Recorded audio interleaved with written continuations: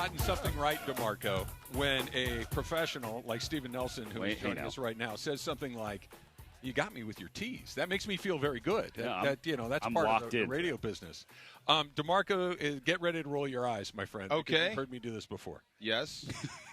My favorite part of last night's broadcast was 2 pitches in, we were on to CB Buckner. That we were 2 pitches into the game because DeMarco has heard me rail about umpiring, and I'm like, you cannot get the robots here fast enough as far as I'm concerned. And 2 pitches into the game, I'm like, Steven and I, we are on the same page on this issue. Well, I think anybody who has paid attention to baseball games and you have that particular umpire roll through, at this point it's unsaid because you know it's going to be a long night. Yeah. Not just for us, but especially the pitchers in the batter's box the hitters in the batter's box and the pitchers on the mound. But honestly, I was kind of surprised. It took 4 pitches for us to really see how bad it was going to be. Normally it's first pitch of the game. Let me clarify. I'm not saying like he's right and you guys are wrong. I'm just saying it's a tough job. It is a tough and it's thankless incredibly job. tough. Yeah. Where the line of demarcation for me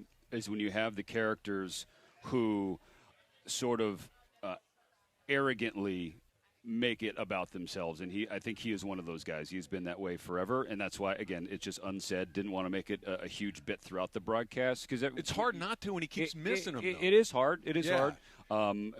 Quote unquote, at least he was consistent for both sides. I don't know that made any Will Smith, any of the Dodgers, or any of the Angels feel better about what they were having to work with that night. But yeah, that's where I have a problem when it becomes the ump show and he's super indignant when he gets called out about it and confrontational.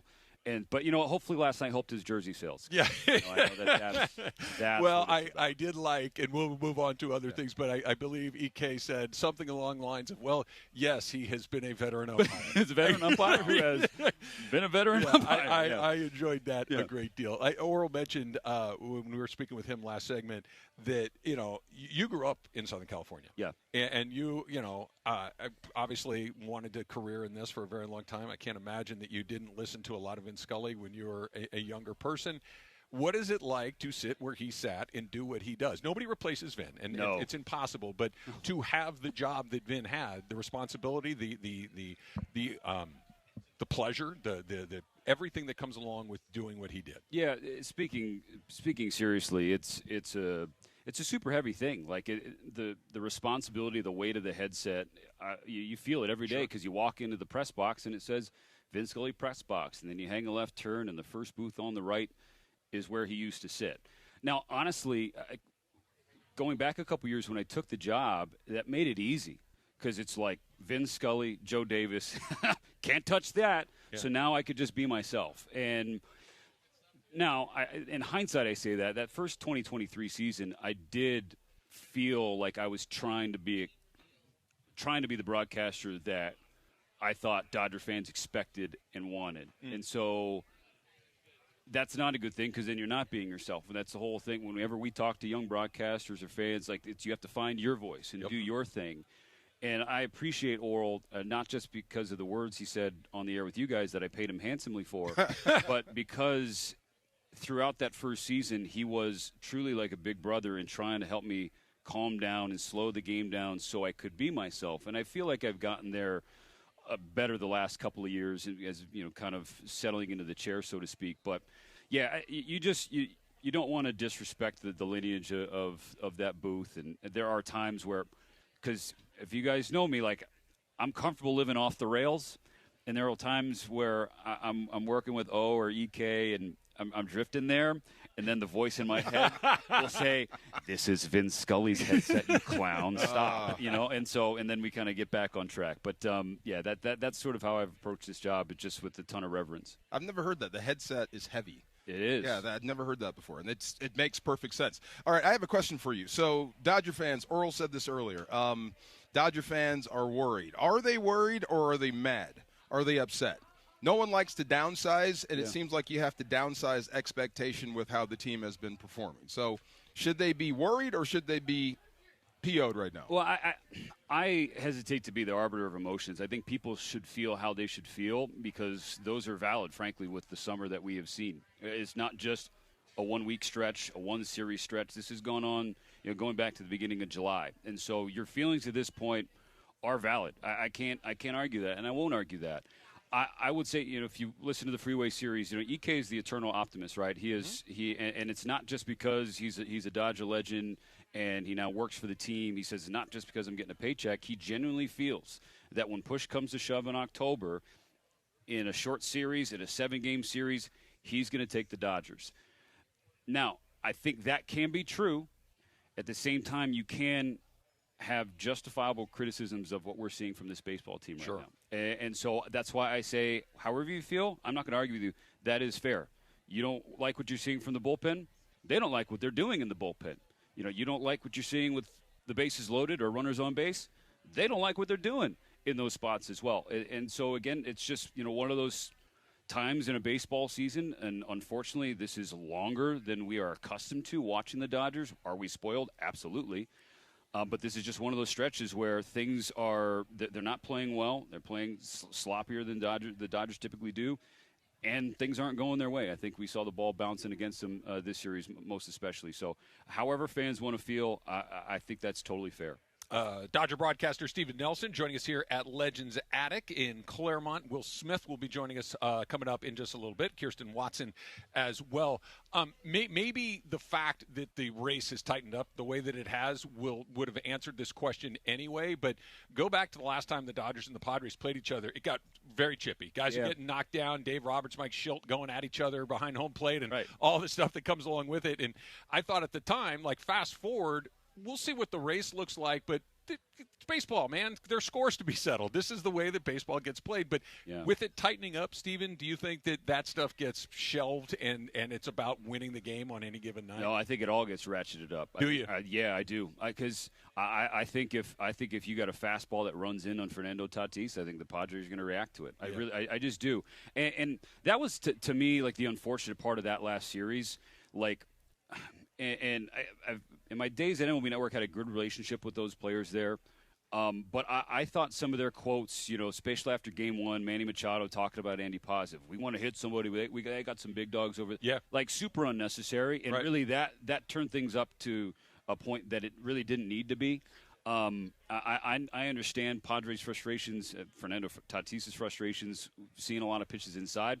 You watch those highlights, I don't know that he picks the ball up very well because some of them aren't super up and in and super egregious. I'm not going to say that he's not getting hit a lot, but I just think that the reaction to some of those pitches also kind of I know what you mean. You know what I mean? I know exactly. His reaction relative to Shohei's reaction, for instance, correct, very different. So, and then Schilt, certainly his reaction was unnecessary. But I do think that given where the race is right now, emotions are going to be ramped up. But from the Dodgers' standpoint, given that they've dropped to a game behind the Padres, they can't be really thinking about that. And I think if you were to ask Will here in a few moments about it, he'd tell you the same thing. Right now, it's look in the mirror time. It's not look over at the Padres time. Tell me something. Why am I so invested in Mookie Betts? I really care about Mookie Betts. Yeah. He's a part of my family. I do.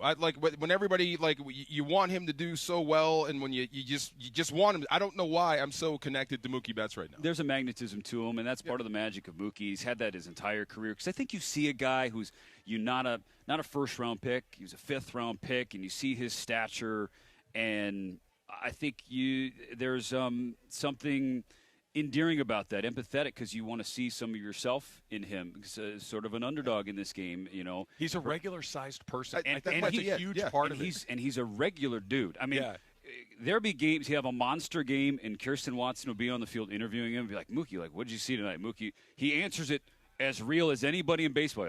I don't know, man. I had a good night. Hey, do you think you can keep it going? I don't know. I'm going to try. Yeah. That's real. Instead of the athletes, I've really locked in the cage of late, and you're just kind of, giving an answer to give an answer. Mookie's just going to tell you what's on his mind. Here, I'll share a funny story. Kershaw was getting close to 3,000. We were in Colorado, so he's 8 strikeouts away, and I'm in the clubhouse and with Mookie, and I'm like, hey, Mook, what's it been like playing behind Kershaw at short? You done it in right field. Now you're on the infield. And he goes, so answer I'm going to give you is like, it's super special. Yada, yada, yada. I'm like, all right, Mook, what's the real answer? He goes, honestly, I've been so locked in on trying to learn how to play shortstop. I could not tell you what it's been like to play behind Clayton Kershaw at shortstop. But that's Mookie Betts. Again, he's just being honest. So I think that is why. And throughout his entire career, but especially with the Dodgers, as Los Angeles has gotten to know and love him, the thing has always been everything comes easy to Mookie Betts. Yeah. Whether it's a game of baseball, whether it's bowling, whether it's golf, it's basketball, it's pickleball. He does everything easy.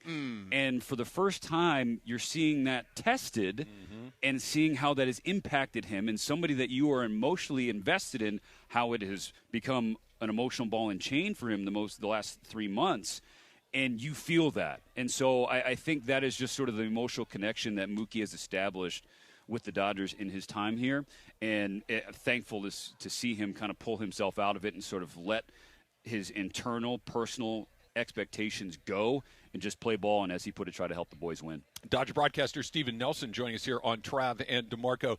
Stephen, I'm going to ask you a broadcaster question because I'm fascinated by this stuff. You and I were chit-chatting a little bit during the break coming up. When there's a big moment that's going to happen, you don't know when it's going to happen, but you know that it's going to happen. Clayton Kershaw 3,000, Shohei Ohtani 50-50, whatever it may be. It's on the horizon. It's coming. The line of being prepared for it and calling it as it happens. How do you kind of, especially when you're talking about that your natural personality, you want to do the thing, but you also know, and I've heard Vin Scully talk about this is going to be the thing that's associated with this moving forward. Yeah, so I've actually, because I'm still relatively new to the play-by-play thing. I didn't start doing it consistently until 2022, and so I still feel like I'm learning on the job. And I've learned a lot from Joe. I'm very grateful to have, Joe was a friend before I came to the Dodgers, and now like getting to work with him and pick his brain because he is the voice of baseball for a reason. And so I think you can marry being prepared for the moment, but not letting that preparation ruin the moment. And what I mean by that is if you have one of those things that are coming up and it's on the horizon, and young broadcasters, you may try to concoct a call because you want to have something that's going to live for all time. But as you script something out, that moment may not play out that way. So if you're constantly thinking about that script that you've written in your mind because that is, going to get you the 9.8 score out of 10, and if you just kind of stick with that script, but the play and the moment doesn't match it, then you sound like a fool. Yeah. And so I think an example of that from this year was the series in Arizona, and when the Dodgers rallied in the ninth inning, and ultimately Shohei Ohtani hit a 3-run home run in the ninth to complete the comeback and win. I had something else in mind for that moment because I was like, we've said it before, Shohei Ohtani in big moments, he seems inevitable, right? He does. And so I had something that I was thinking about, but then off the bat, when I saw Ohtani's reaction, to me, that became the moment. To see him throw the bat and mock Lourdes Gurriel, mimic Lourdes Gurriel the way that he did, I had to highlight that in that moment because that far outweighed anything that I had going in my head. So, again, you can prepare for the moment, but don't let that preparation ruin the moment. That's kind of where I'm at this point. And there's a lot of moments, and I love when that happens. But have you ever had the opposite happen? Because we all have, where right before you go on, you just go completely blank. Are you new to my broadcasting? Every my moment, brain going blank happens quite often. Right before we start every day at 9 o'clock, I'm like, I don't know what I'm going to say. Yeah. 3, 2, 1, red light. Oh, no. Yeah. Yeah, welcome to the show. Yes. But then, all this, the magic happens when you just let it in. You know what I mean? 1,000%. Yes. 1,000%. And I think it took me a long time into my career because I went to Chapman University, which is Go Panthers. Skyac country here. Last time I was in Claremont, it was a Chapman football game against Claremont Mud Scripps. But anyways, you're taught, right? You want to learn to be a broadcaster, well, you got to hold your mic here, and you have to talk like this. And if you're going to toss it back to studio, Michelle, back to you for the rest of the newscast. And that's what you do to start your career because you think that's what the teacher said. And so if I want to have success and be successful, I got to do what I was taught. And then at a certain point, like it hits you, like, wait a second, I don't talk like this ever. If I'm just shooting the breeze with you guys or if I'm just at home talking with my buddies about the game. So why am I talking about this when I'm breaking down a baseball game? So let's stop that and start being normal. And so, yeah. Sometimes it just takes time, too. Yeah. It does just, take time. do it enough times in that broadcaster thing tends to fade away, and you tend to come out. For sure. And so that is the place that I love talking to broadcast students about it. Just get there, and you'll be good. You are listening to KSPN Los Angeles, a Good Karma Brands radio station. Last one before we let you go, Stephen. Appreciate Lovely. you. You ever had anybody create a work of art? No, I told Dave over. I was like, I am sorry that you had to waste your time and artistic creativity on that. Yeah. And I also thought I signed a contract who said, if you are going to paint it, I do not want Hershiser in it. Oh, yeah, I was going to say. No, it is a duel. It is a duel. No, the first he's made one for DeMarco. He's made one for me, and he's awesome. It's incredibly humbling. It really is. I'm glad it's in black and white too, because the salt and pepper. Whoa, take it easy. Take it easy. You know, some of us have a little.